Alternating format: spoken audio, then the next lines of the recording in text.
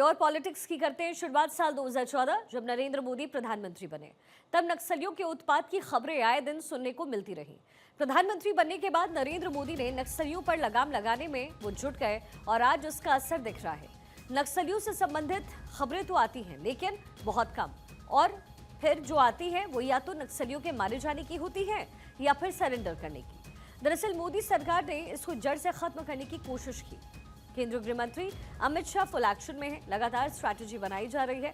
2026 तक नक्सलवाद पर पूरी तरीके से शिकंजा कसने के लिए प्लानिंग हो रही है और इसी को लेकर के गृह मंत्री शाह एक बार फिर से छत्तीसगढ़ के दौरे पर जाने वाले हैं। 4 और 5 अप्रैल को छत्तीसगढ़ का दौरा गृह मंत्री कर सकते हैं। सूत्रों के मुताबिक 5 अप्रैल को गृह मंत्री अमित शाह छत्तीसगढ़ के दंतेवाड़ा में एडवांस पोस्ट पर जाकर नक्सल मुक्त अभियान को लेकर के मुआयना करेंगे। इसी के बाद 5 अप्रैल को गृह मंत्री छत्तीसगढ़ में नक्सलवाद के पूर्ण खात्मे के लिए चलाया जा रहा ऑपरेशन, उसकी समीक्षा करने वाले हैं। तो बीजेपी अपनी कोशिश में लगी हुई है कि किसी तरीके से नक्सलवाद को जड़ से खत्म किया जा सके। और आए दिन हमने देखा है कि नक्सलियों द्वारा सरेंडर किया जाता है, आत्मसमर्पण किया जा रहा है या फिर नक्सलियों का खात्मा हो रहा है। तो इस मुहिम के साथ बीजेपी आगे बढ़ रही है। 10 दिन में 50 नक्सली ढेर किए गए हैं। कई नक्सलियों ने सरेंडर किया है। तो नक्सलवाद का खात्मा करने की कोशिश बीजेपी गवर्नमेंट की तरफ से की जा रही है और इसी सिलसिले में गृह मंत्री अमित शाह लगातार छत्तीसगढ़ के दौरे पर रहते हैं। गृह मंत्री अमित शाह ने एक टारगेट सेट किया है नक्सलवाद को जड़ से खत्म करने का, और ऐसे में नक्सलवाद इतिहास बनकर जल्द रह जाएगा। कुछ आंकड़े भी हम आपको टेलीविजन स्क्रीन पर दिखा रहे हैं, जिससे आपको पता चलेगा कि कैसे स्ट्रैटेजी वाइज नक्सलवाद का खात्मा किया जा रहा है, ये कोशिश की जा रही है। नक्सलवाद के सफाई में इस समय बीजेपी सरकार जुटी भी है। छत्तीसगढ़ में लगातार गृह मंत्री अमित शाह दौरा कर रहे हैं और वहां जो आत्मसमर्पण करने वाले नक्सली हैं उनसे भी उनकी मुलाकात होती है, उनके परिवारों से वो मिलते हैं। ऐसे में नक्सलवाद किसी भी तरीके से खत्म हो, ये कोशिश सरकार की तरफ से। अक्षय राय मेरे सहयोगी मेरे साथ कनेक्टेड हैं। अक्षय, हमने देखा है कि पिछले कुछ दिनों में नक्सलवाद को खत्म करने की जो मुहिम है वो बीजेपी चला रही है, लेकिन जाहिर है ये इतना आसान किसी भी गवर्नमेंट के लिए नहीं है, ये एक चैलेंजिंग काम है। ऐसे में क्या स्ट्रैटेजी है जो बीजेपी फॉलो अप कर रही है और कितनी कामयाबी अब तक मिली? और देखिए शिखा, अगर नक्सलवाद के खिलाफ अभियानों की बात करें तो जब से मोदी सरकार सत्ता में आई है और ख़ास करके गृह मंत्री का पदभार जिस तरह से अमित शाह ने संभाला है, उसके बाद लगातार राज्यों के साथ कोऑर्डिनेशन मीटिंग और कोऑर्डिनेशन मीटिंग के साथ राज्यों के साथ तालमेल, सिक्योरिटी फोर्सेस की जो तैनाती है, जो स्ट्रेटेजिक पॉइंट्स हैं वहाँ पर लगातार की जाती रही है। और यही वजह रही है कि लगातार नक्सलियों का सफाया करने में केंद्र सरकार, राज्य सरकार और सुरक्षा जो कर्मी हैं वहां पर, या फिर झारखंड की बात करें, झारखंड में तो ऐसा लगता है कि अब नक्सलियों का जो अधिकतर जो किले हैं वो लगभग ध्वस्त किए जा चुके हैं। जो बूढ़ा पहाड़ एक समय नक्सलियों का केंद्र हुआ करता था, वो लगभग खत्म होने के कगार पर है। साथ ही साथ छत्तीसगढ़ में जिस तरह से नक्सलियों के खिलाफ अभियान लगातार चलाए जा रहे हैं, हालांकि ज़रूर सुरक्षा बलों की उसमें भी हानि हुई है, लेकिन नक्सलियों का जिस तरह सफाया हुआ है, कहा जा सकता है कि नक्सलवाद के खिलाफ जो केंद्र सरकार का अभियान रहा है, राज्यों के साथ उनका कोऑर्डिनेशन रहा है, वो काफ़ी महत्वपूर्ण हो जाता है। फिलहाल के दिनों में अगर देखा जाए तो 100 से ज़्यादा नक्सली मारे गए हैं फिलहाल हफ्ते भर के अंदर। और ऐसे में कहा जा सकता है कि अमित शाह ने जो टारगेट रखा है, गृह मंत्री ने जो टारगेट रखा है कि 31 मार्च 2026 तक हर हालत में देश से नक्सलवाद को खत्म कर देना है, जिसमें कि सबसे बड़ी बात ये रही है कि जो स्ट्रेटेजिक पॉइंट पर नक्सलवाद जो पनप रहा था उसके खिलाफ कार्रवाई हुई है कुछ दिन पहले, जिसमें कि 25 लाख से ज़्यादा का जो इनामिया था उसको मार गिराया गया। आज जो नक्सलवाद के खिलाफ लड़ाई हुई उसमें भी 25 लाख की एक इनामी जो नक्सली है उसको मार गिराया गया है। साथ ही साथ AK-47 जैसे जो हथियार हैं वो बरामद लगातार हो रहे हैं, हिंसास राइफल बरामद हो रही है, साथ ही साथ रॉकेट लॉन्चर भी इस्तेमाल नक्सली कर रहे थे। जिस तरह से लगातार नक्सली वारदातें कर रहे थे, खास करके दंतेवाड़ा जैसे इलाके में, वहाँ से भी अब छिटपुट खबरें आती हैं। और सबसे बड़ी बात यह है कि बस्तर का इलाका अब उस पर भी लगातार केंद्र सरकार कोशिश कर रही है कि बस्तर को रीडेवलप किया जा सके, डेवलपमेंट प्रोसीजर ला सके, उसके लिए बोर्ड का गठन कर दिया गया है। तो एक तो ये है कि नक्सली वारदातों को रोकना, दूसरी तरफ जो विचारधारा पनप रही थी उसको या तो समझाइश के साथ या फिर हथियार के बल पर जैसे भी हो सकता है उसको किसी तरह से खत्म करना है, ये केंद्र सरकार की स्ट्रेटजी है। और सबसे बड़ी बात ये रही है कि उसमें अब जो निचले वर्ग का आदमी रहा है, जिसको कि नक्सली अपने पाले में नहीं जा पाए हैं, उनको सुरक्षा देना और सुरक्षा देने के साथ उनको अपने पाले में खड़ा करना, ये केंद्र सरकार रही है। और सिक्योरिटी फोर्सेस लगातार नक्सलियों को न्यूट्रलाइज करने का काम कर रहे हैं। ऐसे में कहा जा सकता है कि अब बहुत दिन नहीं है जो केंद्र सरकार ने टारगेट रखा है, हो सकता है कि वो टारगेट समय पर पूरा किया जा सके, क्योंकि जिस तरह से लगातार सीआरपीएफ हो और हो, जिस तरह से सघन क्षेत्रों में जिसमें कि नक्सली लगातार अपनी कमांडिंग पोजीशन रखते थे, वहां पर अब सुरक्षा बलों ने अपने पॉइंट बना लिए हैं। वो नक्सलियों के अगर वो हथियार चलिए अक्षय, आपकी आवाज में कुछ डिस्टरबेंस है, मैं दोबारा आपको कनेक्ट करती हूँ। नक्सलवाद पर हम चर्चा करेंगे। इसी बीच बड़ी खबर है, वन नेशन वन इलेक्शन पर बैठक जो है वो शुरू हो चुकी है। बीजेपी अध्यक्ष जेपी नड्डा इस समय बैठक कर रहे हैं, ये बड़ी जानकारी इस समय मिल रही है। बीजेपी सांसदों के साथ वर्चुअली बैठक भी जेपी नड्डा की हो रही है, ये बड़ी जानकारी इस समय मिल रही है।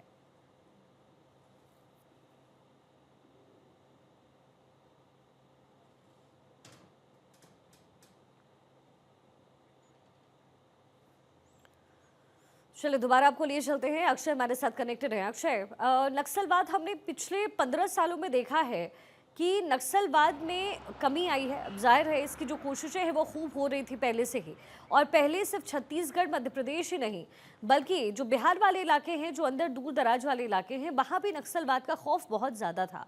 लेकिन धीरे धीरे कुछ ही क्षेत्र बच गए जहाँ नक्सलवाद पर्याप्त रूप में जो है वो पैर पसारता हुआ नजर आया। अब बीजेपी जो स्ट्रैटेजी बना रही है, अगर ऐसा हो जाता है 2026 तक अगर पूरी तरीके से क्लियर एंड आउट नक्सलवाद होता है, तो इसका फायदा जमीनी स्तर पर बीजेपी को कितना मिलेगा?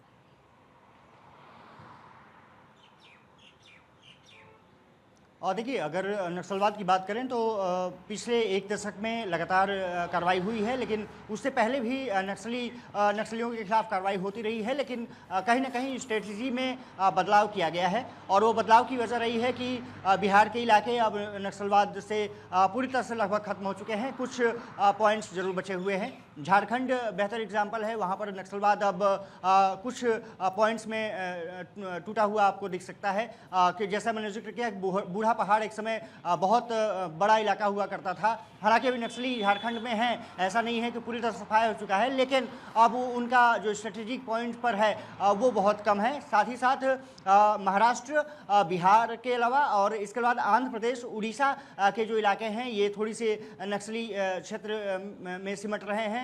उनका जो एरिया है वो कम होता जा रहा है। छत्तीसगढ़ में लगातार कार्रवाई जिस तरह से हो रही है, वहाँ पर भी अब स्ट्रेटेजिक पॉइंट्स पर नक्सली कुछ जरूर हैं, लेकिन खास करके बस्तर के इलाके में अभी भी उनकी उपस्थिति है। दंतेवाड़ा में भी उनकी थोड़ी सी उपस्थिति है। साथ ही साथ अगर गढ़चिरौली की बात करें तो फिर महाराष्ट्र में गढ़चिरौली जो जगह है, वहाँ पर भी नक्सलियों की अभी तक आहट जरूर देखने को मिलती है। साथ ही साथ आंध्र प्रदेश के भी कुछ पॉकेट्स अभी नक्सलियों के प्रभावित इलाके माने जा सकते हैं। लेकिन अधिकतर राज्यों में अब नक्सली निश्चित रूप से अंतिम सांसें गिन रहे हैं। केंद्र सरकार ने जिस तरह से टारगेट रखा है, खास करके गृह मंत्री अमित शाह ने टारगेट रखा है कि नक्सलियों को हर हालत में, खास करके नक्सलवाद को भारत से खत्म कर देना है, और 2026 31 मार्च तक उन्होंने रखा है। लेकिन सबसे बड़ी बात यह है कि नक्सलियों को आर्थिक रूप से उनको बर्बाद करना ये ज़्यादा इम्पोर्टेंट है। साथ ही साथ जिस तरह से उनके पास पाकिस्तान से खबरें बीच में आई थी कि कोशिश की जा रही है कि वहाँ से हथियार मंगाए जा सके, और ख़ास करके AK-47 जैसे जो हथियार हैं, इंसास जो राइफ़ल हैं, ये निश्चित रूप से उनके पास मिलना अभी भी बताता है कि अभी नक्सलियों की ताकत कम ज़रूर हुई है लेकिन ख़त्म नहीं हुई है। ज़रूरत है कि अब ये जो ऑपरेशंस है लगातार चलता रहे, लेकिन कहीं ना कहीं केंद्र सरकार की इस मामले में निश्चित रूप से तारीफ कर सकते हैं। अमित शाह ने जो स्ट्रेटजी बनाई है और जिस तरह से सुरक्षा बलों को वो लगातार प्रोत्साहित करते रहे हैं, उसका नतीजा रहा है कि अब नक्सलवाद निश्चित रूप से अंतिम सांसें गिन रहा है। ये क्या 31 मार्च तक पूरी तरह से नक्सलवाद खत्म हो जाएगा, ये जरूर बड़ा सवाल है, लेकिन केंद्र ने जरूर टारगेट रखा है कि किसी तरह से नक्सलवाद को, अगर वो उस क्षेत्र को विकसित करना है, खास करके गढ़चिरौली या फिर छत्तीसगढ़ के जो बस्तर के इलाके हैं, उसको अगर खत्म करना है, बेहतर उसको बनाना है, रीडेवलपमेंट करना है। रीडेवलपमेंट के लिए लगातार प्रदेश सरकार ने भी तमाम एजेंडे केंद्र सरकार के सामने रखे हैं, और खास करके बस्तर डेवलपमेंट बोर्ड को बनाना ये इंगित करता है कि अब केंद्र सरकार चाहती है कि जो नक्सल प्रभावित इलाके रहे हैं उनको अब विकास की नई धारा मिलाया जाए, और यही वजह रही है कि नक्सलियों के खिलाफ लगातार कार्रवाई की जाती रही है। लेकिन इसका का सबसे बड़ा पॉइंट यही है कि जो टारगेट केंद्र सरकार ने रखा है, क्या वो टारगेट पूरा हो जाएगा मार्च 31 तक 2026 तक, क्या ये पूरा कर लिया जाएगा। लेकिन ज़रूर इसमें कहा जा सकता है कि जिस तरह से पॉकेट्स सिकुड़े हैं, जिस तरह से एरिया कम हुई है नक्सल प्रभावित इलाकों की, निश्चित रूप से कामयाबी मिलती हुई ज़रूर दिख रही है। उम्मीद जताई जानी चाहिए कि जो केंद्र सरकार ने और खासकर अमित शाह ने जो टारगेट रखा है उस पर सरकार को कामयाबी मिल सके। जी बिल्कुल। और हमने अक्सर देखा है कि सिर्फ हथियार के दम पर नहीं, बल्कि सरकार कोशिश ये कर रही है कि ये जो नक्सलवादी हैं वो सरेंडर करें और अपनी जीवन शैली में दोबारा वापस लौटें, जिससे एक तरीके से कह सकते हैं कि चाहे वो छत्तीसगढ़ हो चाहे मध्य प्रदेश हो, वहाँ जो कायाकल्प करने की कोशिश गवर्नमेंट की इस समय हो रही है उसमें सब कुछ सही जगह हो, यानी सिर्फ हथियार के दम पर नहीं, बल्कि अगर वो अपने मन से सरेंडर करते हैं तो उनके परिवारों को भी काफ़ी सारी चीज़ें सरकार द्वारा दी जा रही हैं।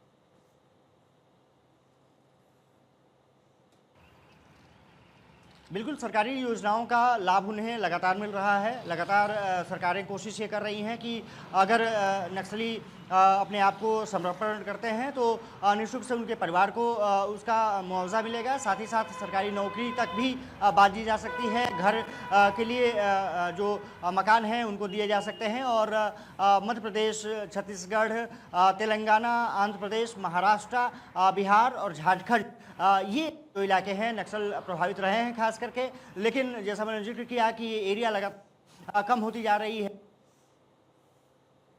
युवा है वो उनको एक सुरक्षित जीवन चाहिए, सुरक्षित उनको भविष्य चाहिए, और यही वजह रही है कि नक्सलवाद से लगातार अब दूरी बना रहे हैं। नक्सलवाद से जो प्रभावित क्षेत्र हैं वहाँ के युवा अब अपने आप को प्रदेश के, यही वजह रही है कि लगातार नक्सल समर्पण नहीं कर रहे हैं, उनके खिलाफ लगातार सुरक्षा बल कार्रवाई भी। कुछ इलाके अभी भी नक्सली हैं और वो लगातार सुरक्षा बलों को निशाना बनाते रहे हैं। जैसे मुठभेड़ अभी हुई थी उसमें भी कुछ सुरक्षा बलों को जरूर नुकसान पहुंचा है, लेकिन कहते हैं कि अगर एक माद में किसी के अगर आप हाथ डालेंगे तो जख्मी होने का डर निश्चित रूप से रहता है।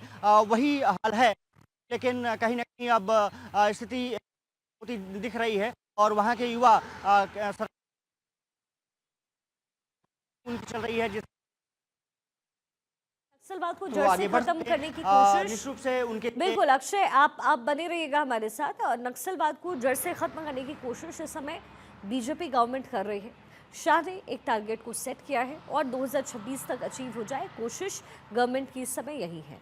नक्सलवाद को जड़ से कैसे खत्म किया जाए, दो तरीके हैं, हथियार के बल पर यानी फोर्सफुली या फिर आत्मसमर्पण करवाकर। और हमने देखा है कि पिछले कई दिनों में छत्तीसगढ़ से ऐसे बहुत सारे केसेस आए हैं जिसमें जो नक्सलवादी हैं, जो माओवादी हैं, उन्होंने सरेंडर किया है, आत्मसमर्पण किया है और उनके परिवार को और उनको सरकारी योजनाओं का लाभ भी दिया जा रहा है ताकि वो पुराने जो अपनी जो ज़िंदगी है, जो पारिवारिक ज़िंदगी है, उसमें वापस वो स्थापित हो सके। ये पुरजोर कोशिश इस समय बीजेपी गवर्नमेंट की तरफ से छत्तीसगढ़, मध्य प्रदेश, इन सारे इलाकों में की जा रही है। तो कोशिश यही है और जो आंकड़े इस समय हम आपको टेलीविजन स्क्रीन पर दिखा रहे हैं, ये कई मायनों में बेहद खास है क्योंकि नक्सलवाद जिस तरीके से देश भर में फैला, उसके बाद जितना आतंकवाद से खतरा था उतना ही नक्सलवाद से खतरा हो गया, उतना ही माओवादियों से खतरा हो गया। अब इससे निपटने के लिए सरकार को स्ट्रैटेजी बनानी थी, जो कि बीजेपी सरकार की तरफ से किया भी गया। वो क्षेत्र, वो दूर दराज का एरिया जहां लोग जाने से घबराते थे, आज वहां पर लोग आराम से जाते हैं। इतना ही नहीं, जो नक्सलवादी हैं, जो माओवादी हैं, वो आत्मसमर्पण लगातार कर रहे हैं। तो 2026 तक बीजेपी सरकार का टारगेट है कि 2026 तक नक्सलवाद को जड़ से मिटाया जा सके, जिससे आगे जो स्थिति है किसी भी राज्य की वो अच्छी हो और लोग उसका जिक्र भी शुरू करें।